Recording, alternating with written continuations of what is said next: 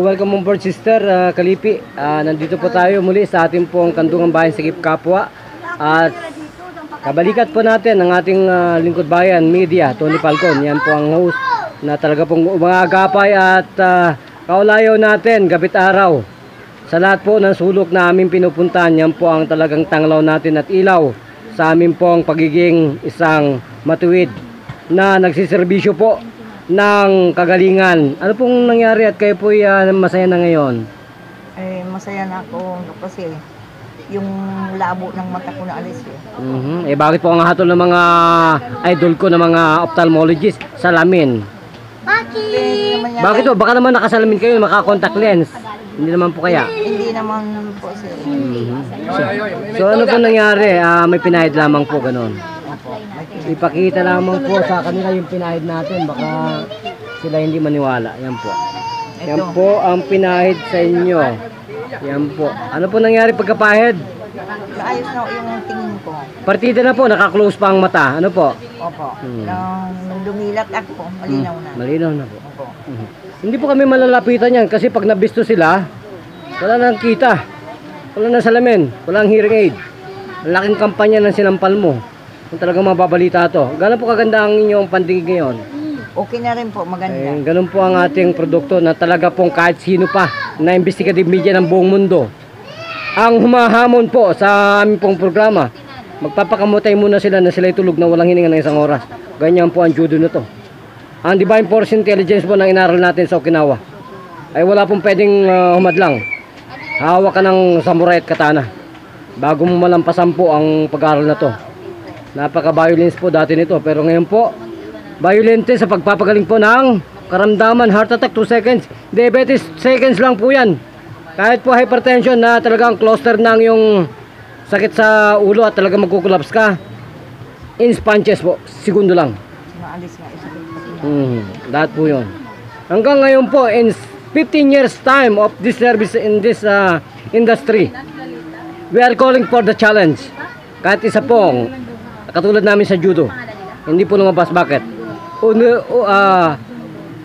Honorarium po ng judo po ay para lang sa peace and order at kabutihan. Hindi po pwedeng pagmayabang yung lahat ng martial arts sa kawatan. Wala po. Wala po yan kung ganun po subukan ninyong tadyakan ng pinakamalaking kahoy sa gubat at pag namatay ng 5 araw, 3 araw, okay. Punta na kayo sa Hiroshima. Yung po ang concentration ng kabanal-banalan po na edukasyon ng ganito pong gerontologist, Yus Guangduin, mental health care. Mental po yun, hindi naaral po ang mental. Pag inaral mo yan, nandun ka sa loob ng Mandaluyong. Brother, di ba? Mahirap po magka-concentration. Diyos ko.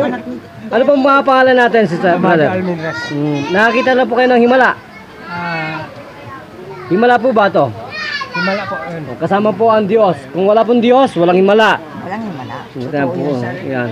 Isa rin po yan. Magpakatalito-lino man ng tao. Hindi nang galing sa kanya ang sarili niyang katauhan, ang katalinuhan. Katulad ko po, ang grade ko po, markado, 74. Bakit po tumalino ang aking utak? Sa Diyos po yun. Binasura ko po ang lahat ng klase ng textbooks ng medisina. So, kayo po ba'y naliligayan kay Tony Falcon? Kay Brother John, sister? Bakit po naman? Siyempre nagugustuhan ko. Ay, wala pong palpak sa media. Lahat po yan, bago po kami lumabas dito, nakipagsampalan na po kami sa lahat po ng telebisyon ng buong mundo. Lagi ako nanonood. So, ang makipagsampalan po sa Diyos ay wala pong panama sa Kanya. Yun po lamang sinasabi namin sa lahat ng mga matalinong dalubhasang nag-aaral ng medisina at lahat ng mga profession, nanggaling sa Kanya yon. Kaya sana po pantay-pantay tayo sa justice, sa health at sa lahat po ng bagay dito sa mundo. Maging pantay-pantay po ang ating karapatang pantao at pangkalusugan. Wala na po ba kayong dadagdag, sister? Basta ano ko lang po, ang unang-una talaga ang Panginoon. Pangalawa kayo.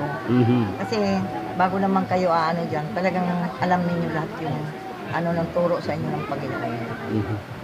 Kanina po nga, nabigla ako, doktora pala yung kausap ko. Ay si Lord naman lahat ang nag-aano sa atin Ay kung di pa pala ako nag-aaral dito, delikado.